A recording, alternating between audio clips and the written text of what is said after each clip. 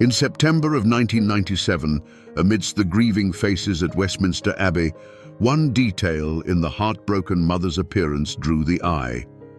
Adorning Frances Shandkid's ears were the very same diamond earrings that, 16 years earlier, had graced her daughter, Princess Diana, on the happiest day of her life, her wedding day.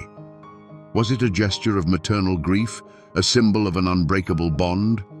Or was it something more profound? What if these earrings, which for Diana were part of the something borrowed wedding ritual, were actually a bone of contention, the quiet yet fierce battleground between mother and daughter? Today, we'll untangle the intricate tale of these diamonds to understand if they were a symbol of love or a painful attachment, and why a precious piece borrowed for just one day never truly became the property of the people's princess. To grasp the true significance of these earrings, let's journey back to 1954. Britain, barely recovered from the ravages of war, plunged headfirst into a new Elizabethan era. A year prior, the young Queen's magnificent coronation had taken place, and the aristocracy, shaking off the dust of post-war austerity, once again craved glitter, grandeur, and grand social spectacles. And the wedding of 18-year-old the Honourable Frances Roche, daughter of Baron Fermoy, to 30-year-old Johnny Spencer, Viscount Althorp, and heir to one of England's most ancient earldoms, was precisely such an event. This was not merely a marriage, it was a dynastic union, the very picture of perfection by high society's exacting standards. On that glorious June day in Westminster Abbey, in the presence of the Queen herself and members of her family, young Frances seemed the very embodiment of the aristocratic dream. Beautiful, from an impeccable lineage, she was entering a life that appeared predestined for happiness and prosperity. No one, least of all the bride herself, could have imagined that behind the facade of this fairy tale union lay the seeds of brutal disillusionment, and that her primary role in the eyes of her husband and his family was simply to produce a male heir. But then, bathed in the dazzling glow of spotlights and camera flashes, the future appeared utterly cloudless. Wedding gifts for such a couple were far more than mere tokens of affection. They were investments, symbols of status, and indissoluble bonds between great families. Amid mountains of porcelain, gleaming silver, and antique treasures, jewelry occupied a place of singular importance. And among them, a pair of exquisite diamond earrings, which became one of Frances's most treasured and personal gifts. Their origin is shrouded in enigma, but the intent was obvious: to create an enduring classic, a precious piece that would be fitting for a royal reception or an intimate family gathering alike. The earrings' design perfectly matched the prevailing zeitgeist. The jewelry art of the mid-20th century eschewed avant-garde experimentation in favor of time-honored elegance. The master's main task was not to flaunt their own virtuosity, but to unleash the maximum beauty and interplay of light within the stones themselves. This was not a flamboyant accessory, but a refined homage to its wearer's status and discerning taste. A piece created for a woman whose life was destined to be a paragon of grace and dignity.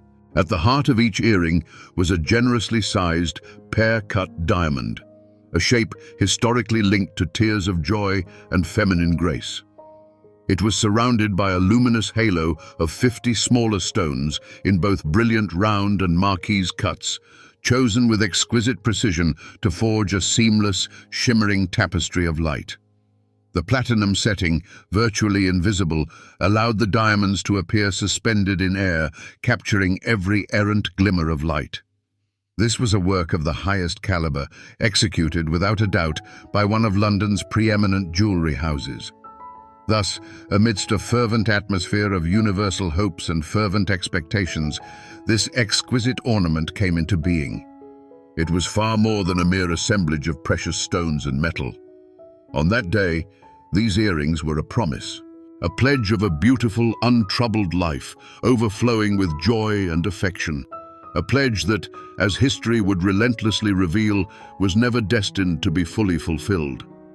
Let's momentarily set aside names and titles and examine these earrings under a jeweler's loupe, appreciating them as a pure work of art. Nothing in their design is accidental. Every detail carries profound meaning and showcases the sublime mastery of the jeweler who crafted them in the mid-20th century. They are a veritable hymn to classical elegance, where form serves one singular purpose: to unleash the intrinsic fire of the precious stones. At the heart of each earring rests a flawless pendeloque cut diamond, or as it's poetically known, the pear cut. This shape, simultaneously reminiscent of a frozen drop of light and a tear of happiness, was incredibly popular during that era.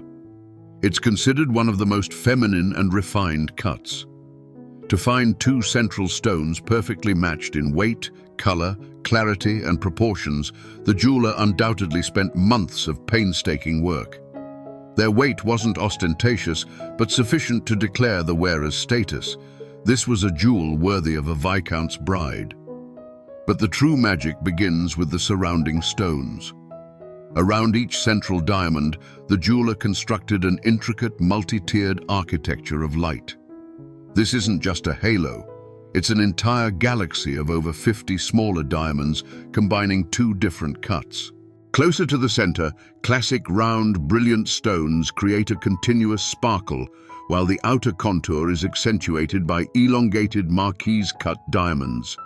Such a combination is a hallmark of high jewelry artistry.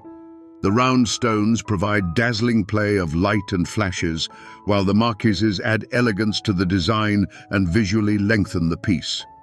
Jewelers of that time perfectly mastered the technique of minimizing metal visibility. All these numerous diamonds are set in platinum using nearly invisible prongs, tiny claws that securely hold each stone. From a distance, the illusion is complete. The earring appears to consist solely of diamonds, as if woven from pure light. This is true craftsmanship. The metal doesn't hold the stones. Rather, the stones seem to float in the air, forming a cohesive, shimmering tapestry. Platinum, the most noble and durable of white metals, served as the setting. Unlike white gold, it doesn't cast a yellowish tint onto the diamonds, allowing them to radiate their pristine purity.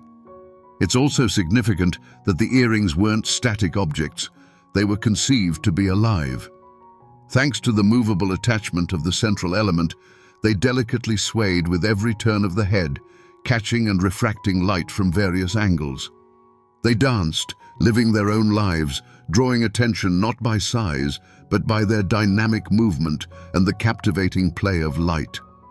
One can imagine their pleasant weight in the hand, the cool touch of platinum against the skin, and hear the quiet, assured click of the English clasp, secure and discreet.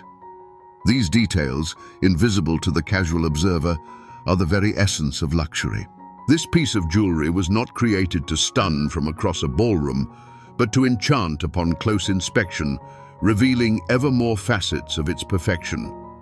The result was a masterpiece of understated luxury, an ideal example of a family heirloom meant to be passed down through generations. These earrings didn't shout about their wealth, they whispered it aristocratically.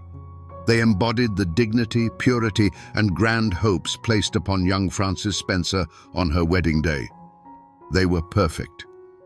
And in this perfection lay a tragic paradox. These flawless stones were destined to bear witness to a profoundly imperfect human drama. Their first true triumph, the moment they transformed from mere beautiful objects into a legend, didn't occur at their first owner's wedding, but 27 years later, gracing her daughter's ears. The year was March of 1981. 19-year-old Lady Diana Spencer, not yet a princess but already the fiancée of the heir to the throne, was preparing for her first official public appearance. The entire world held its breath, awaiting the shy young woman's debut at a charity gala in London's Goldsmiths' Hall. The pressure was unthinkable. Her every step, every gesture, every detail of her attire would be scrutinized under a microscope. And then she emerged from the limousine, and the world gasped, not at her demure smile, but at the dress. Black, made of rustling taffeta, strapless, with a neckline astonishingly deep by royal standards. For members of the royal family, it was almost unheard of, a double breach of protocol. Black was reserved for mourning, and such a revealing style was deemed unacceptable for the future Princess of Wales. It was a shock, a defiance, a fashion statement that instantly splashed across the front pages of every newspaper. And against the backdrop of this charcoal black velvety drama, only 2 points of pure, cold light gleamed, her mother's diamond earrings. Borrowed for the evening, they were her only significant adornment, besides the famous engagement ring. And in this lay a stroke of genius, an intuitive calculation. They were the anchor that kept her daring, almost rebellious look within the bounds of aristocratic tradition. They were her link to the past, to the Spencer legacy, her silent assertion of her right to be on that stage. The dress screamed youth, modernity, a desire to break rules. But the earrings weightily and calmly confirmed her right to do so. They balanced the audacity of the outfit with their classic nobility, preventing critics from labeling the look as vulgar. It was a perfect balance. I am the future of this monarchy, but I remember my roots. That evening, the earrings ceased to be mere accessories. They became the final chord that transformed a potential scandal into the triumphant unveiling of a new style icon. The next morning, the press erupted. Some chided Diana for her excessive boldness, but the majority were absolutely thrilled. They saw not a doll, but a living woman. And everyone, absolutely everyone, noted how dazzlingly the diamonds shone against the backdrop of the risky black dress. It was that evening that the ornament forever stopped being merely the property of Francis Shand Kidd. It became part of the Diana myth. This was their star turn, their baptism by camera flashes, after which they entered history.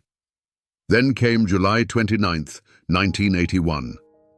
The day the world paused, anticipating a fairy tale. Hundreds of millions of people before television screens, millions on the streets of London, all eager to witness the wedding of the century, the union of the heir to the British throne and the shy aristocrat Diana Spencer. This day was meant to be the apotheosis of a romantic dream, and every detail of the bride's appearance was meticulously planned to match the grandeur of the moment. Central to this look was the famous wedding tradition.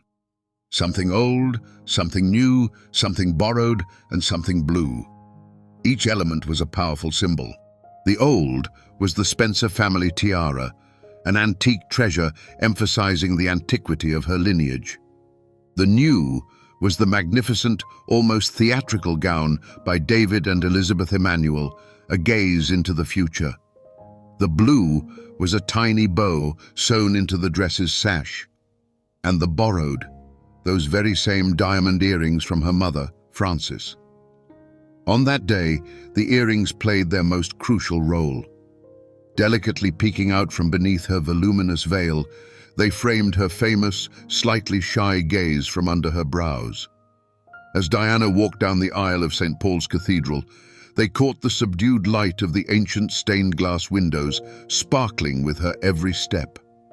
They didn't clash with the tiara's splendor, but harmoniously complemented it, creating a unified, complete image. They were the perfect touch, a quiet yet confident accent in this symphony of silk, lace, and diamonds.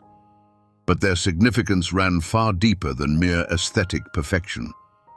By choosing her mother's earrings, Diana made a powerful and deeply personal statement. At the very moment she officially entered the Windsor family, she conspicuously emphasized her unbreakable bond with the Spencer family. It was a silent manifesto. I enter the royal family not as a petitioner, but as an equal, as a representative of an equally ancient and noble lineage. They were an anchor for her own identity in the vast ocean of royal protocol. For the public, the gesture was crystal clear, a tender emblem of a daughter's devotion and respect for her mother. It slotted seamlessly into the press-perfect image of a sweet, family-focused ingenue. No one then had a whisper of the intricate, at times taut, dynamic between Francis and Diana. On that pivotal day, the earrings worked their quiet magic, burnishing the bride's pristine image and making her even more human, more accessible to a global audience numbering in the millions. They became a quintessential piece of her wedding day aesthetic, forever etched into countless photographs and history's moving frames. Yet, this so-called golden age proved dazzlingly brilliant, but tragically fleeting. It lasted precisely one day. Following the nuptials, true to their arrangement, the earrings receded back into Francis's personal collection. Their symbolic duty discharged, they gracefully exited the spotlight. A world that yearned to glimpse them adorning the Princess of Wales repeatedly was met with keen disappointment. Their vanishing act from the royal repertoire offered the first subtle clue that beneath the fairy tale veneer lay a tapestry of intricate human relationships, and that in this particular family, the maxim "borrowed means returned" was observed with unwavering exactitude. As soon as the echoes of the wedding celebrations faded and the storybook gown was carefully preserved, the public held its breath, anticipating the Princess of Wales's next appearance, wearing the earrings that had so perfectly crowned her bridal vision. But days melted into weeks, and weeks stretched into years, with no sign of the elusive jewels. They simply evaporated from the royal stage, as if they had never graced it. This baffling disappearance ignited a firestorm of whispers and speculation. What clandestine events unfolded behind palace walls? Why did these precious adornments, so intimately tied to Diana's most joyous occasion, never again grace her presence? The truth, as it so often does, proved far more intricate and earthbound than the shimmering myths. There was no clandestine theft, no enigmatic vanishing. Instead, a quiet yet unyielding family contention simmered, with Francis Shand Kidd at its very core. The pervasive question lingered: why didn't a mother present these earrings to her daughter as a wedding gift? Why withhold such a magnanimous gesture, one so utterly commensurate with the event's colossal scale? The answer, it turns out, was not rooted in avarice, but in the profound personal drama of Frances herself, for whom these diamonds represented far more than mere adornment. To truly grasp her motivations, we must revisit her scandalous and deeply painful divorce from John Spencer. During a humiliating court battle, Frances not only forfeited custody of her children, but was, in essence, betrayed by her own mother, Lady Fairmoy, who testified against her. She was publicly branded a black sheep, a woman who had abandoned her family. In that brutal fight, she lost almost everything: her children, her reputation, her social standing. And these earrings, bestowed upon her on the joyous occasion of her own wedding day, remained one of her few tangible and emotional anchors, a precious shard of the life that had been cruelly snatched away. They were unequivocally her possession, belonging to neither the Spencers nor the Fermoys. They stood as a potent emblem of her own hard-earned, fiercely protected identity. Thus, when Frances chose to wear these earrings after Diana's wedding, it was not an act of malicious intent. It was a silent, deeply personal manifesto. Appearing in them at Prince Harry's christening in 1984 or at her son's wedding in 1989, she wordlessly declared her enduring role within this family, that of a mother, not merely the former wife of Earl Spencer. Each such public appearance served as a hushed testament, affirming that these precious heirlooms possessed a rich history that predated Diana by many years and a single legitimate mistress. Therefore, it is crucial to disentangle verifiable facts from speculative whispers. There exists no documentary evidence whatsoever to suggest that Diana ever requested or demanded these earrings for her own. The popular narrative of a quarrel erupting over them is, more likely than not, an embellished dramatization of a mother and daughter's intricate relationship. What is factually confirmed is simply that the earrings were lent and subsequently returned. All else descends into the labyrinthine world of psychology and closely guarded family secrets. These diamonds were neither cursed nor the catalyst for a blazing scandal. Instead, they stand as a silent, glittering testament to one woman's profound personal anguish and her poignant yearning to safeguard even a sliver of her own narrative amidst the overwhelming global luminescence of her daughter's fame. After the earrings returned to Francis, a completely new chapter began for them, a life lived in the shadows. They retreated from the global stage, no longer the cynosure of all eyes. From then on, they made only sporadic appearances at family gatherings, invariably gracing their sole owner. They became her signature, a quiet affirmation of her own status and story. Meanwhile, the world's gaze remained fixed on Diana and her ever-expanding trove of royal treasures, tiaras, necklaces, and brooches gifted by the Queen and foreign monarchs. The wedding earrings receded into a distant memory, a detail from a fairy tale that had long since concluded. But this quiet epoch was destined for a tragic and resounding finale. September 6, 1997, Westminster Abbey, the funeral of Princess Diana. Among the thousands of mourners, Frances Shand Kidd sat in the front row, and in her ears, catching the dim candlelight, shimmered those very diamonds. In that moment, the circle closed in the cruelest possible way. The adornments that, on a wedding day, had symbolized tears of joy and the dawn of a new life, now served as a silent requiem. This appearance was not a display of status, but a deeply personal, heart-wrenching gesture from a mother, wearing to bid farewell to her daughter the very jewels that had linked them in her happiest moment.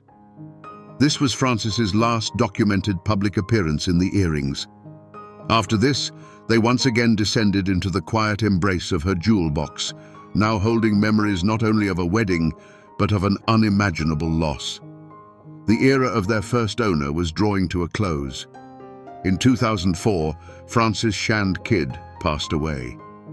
With her departure, an entire chapter in the history of these diamonds concluded, a complex chapter full of unspoken words, quiet grief, and a mother's profound love. The transfer of the jewels to their new owner transpired without the frenzy of an auction or newspaper headlines.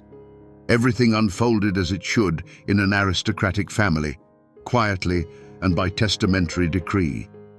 The earrings, as befits a family heirloom, passed by inheritance to Frances's eldest daughter and Diana's sister, Lady Sarah McCorquodale. An era had ended. The treasure had a new guardian. Years drifted by, and the earrings, it seemed, were destined to remain forever enshrouded in the Spencer family history. Yet, on April 29, 2011, precisely 30 years after their initial triumph, they were fated to return to the world stage, and this comeback proved no less sensational than their debut. The setting, once again, Westminster Abbey. The event, once again, the wedding of an heir to the throne, this time Prince William and Catherine Middleton. The entire world, holding its breath, watched the ceremony, and the invisible spectre of the groom's mother, Princess Diana, hung in the air. Everyone searched for clues, symbols, and signs of her unseen presence in every detail. And that sign appeared in the most unexpected fashion. As television cameras panned across guests entering the Abbey, the keen eye of a historian and devoted royal watcher might have spotted something incredibly familiar. On Diana's elder sister, Lady Sarah McCorquodale, the keeper of the earrings, those very diamond drops gleamed. For many, it was a moment of searing tenderness. On the day Diana's son embarked on a new life, a piece of her wedding adornments, was right there, on the person closest to her. It was a beautiful and powerful gesture, a tribute to memory and a symbol of unbreakable family bonds. This return was nothing short of triumphant. Photographs of Lady Sarah wearing her mother's and sister's earrings instantly flooded media outlets worldwide. The jewels, all but forgotten by the general public, were once again thrust into the spotlight. But this time, their perception had fundamentally shifted. While in 1981 they were merely the mother of the bride's earrings, In 2011, they emerged with an entirely new status: Princess Diana's wedding earrings. Over 3 decades, they had transcended being a mere family jewel and transformed into a historical artifact, a sacred relic from the myth of the people's princess. It was this fresh interpretation that sparked a paradoxical reaction. Alongside a wave of affection and admiration, Lady Sarah also faced a barrage of criticism. Some argued that no one, not even a biological sister, had the right to wear an adornment so intimately associated with Diana. In the public consciousness, these earrings no longer belonged to the Spencer family. They had become the property of collective memory, almost a museum exhibit. This heated debate, ignited in the press and across the internet, served as the clearest demonstration of just how much the value of these diamonds had escalated. Their value now wasn't measured in carats or in pounds sterling. Their true worth resided in their provenance, a singular, unparalleled history. They had borne witness to 2 of the most celebrated royal weddings of the past half-century. They had absorbed the joy, the hopes, and then the tragedy of one of the world's most famous women. William and Kate's wedding granted them not merely a second life, but a definitive canonization. It transformed them from beautiful adornments into an invaluable symbol of an entire era. So, where does this treasure reside today? Contrary to popular expectation, it doesn't rest behind bulletproof glass in the Tower of London's Jewel House, nor is it part of the official royal collection. These earrings remain precisely where their story began, within the Spencer family. Their current owner and guardian is Lady Sarah McCorquodale, Diana's elder sister. This very fact, their status as private rather than state property, renders each of their rare public appearances such a significant event. It's not a scheduled display of a museum exhibit, but a fleeting opportunity to touch living history. With each passing decade, the earring's status shifted. Today, they are no longer simply an accessory or even just a family heirloom. They are a historical artifact. When Lady Sarah wears them, she steps out not merely as an elegant aristocrat, but as the curator of an invaluable relic. She becomes a keeper of memory, and for a few hours, these privately owned diamonds are transformed into a treasure of global culture. They have ceased to be adornments in the conventional sense. They have become the physical embodiment of one of the 20th century's most dramatic narratives. How then to appraise their current worth? Any figure would be a mere approximation because their value is woven from 3 entirely distinct layers. The first, foundational layer, is their material cost. Large, clean diamonds from the mid-20th century set in platinum are, in themselves, worth a fortune. Yet this represents only a fraction of their true price. The second, and most crucial layer, is their impeccable and utterly unique provenance. Consider this. They graced Diana on the day of her first official outing, which became a fashion sensation. They were on her wedding day, observed by the entire world. They were on her mother on the day of her funeral, which unfolded as a global tragedy. And they were on her sister on the day of her son's wedding, marking the future of the monarchy. No other piece of jewelry in the world can boast such a dramatic resume. This is precisely why, should these earrings ever appear at auction, the bidding would not be for carats, but for the right to possess a piece of history. The final price would be determined not by the weight of the diamonds, but by the weight of the memories intrinsically linked to them. Their current estimated worth runs into millions of pounds sterling, but their true historical value is absolutely priceless. So, let us return to that September day in Westminster Abbey and the central question with which we began. Were these earrings on the grieving mother a symbol of love or a painful assertion of ownership? The answer, like the history itself, cannot be singular. It was not a choice between either or, but a complex tapestry of both and. It was both a gesture of maternal love and a desperate attempt to cling to a connection with a daughter whom she felt the entire world had claimed from her. It was a quiet declaration. She was mine before she became your princess. The saga of these diamonds isn't the tale of a single individual, but rather a compelling narrative spun between two women, a mother and a daughter, whose destinies became so intimately and tragically intertwined. For Frances, these earrings stood as a poignant symbol of her own shattered hopes and hard-won independence. For Diana, they became a stepping stone on her path to global renown, a borrowed talisman for a single day. They acted as a reflective mirror, casting back the images of two utterly distinct feminine dramas, two divergent routes to solitude, one hushed and forgotten, the other deafening and public. Ultimately, these earrings proved that the true worth of magnificent jewels lies not in their precious stones, but in the stories they absorb. They are memory materialized. They remember the hopes of an 18-year-old bride in 1954. They recall the audacious spirit and trepidation of a 19-year-old future princess in her daring black dress. They recall the weight of the Spencer tiara and the rustle of wedding silk. And they remember the profound silence of Westminster Abbey, permeated by the sorrow of an entire nation. The tradition of something borrowed proved to be prophetic. Diana borrowed them for a single day, but in essence, any owner of such a treasure is merely a temporary custodian. These earrings have long since transcended ownership by a single family.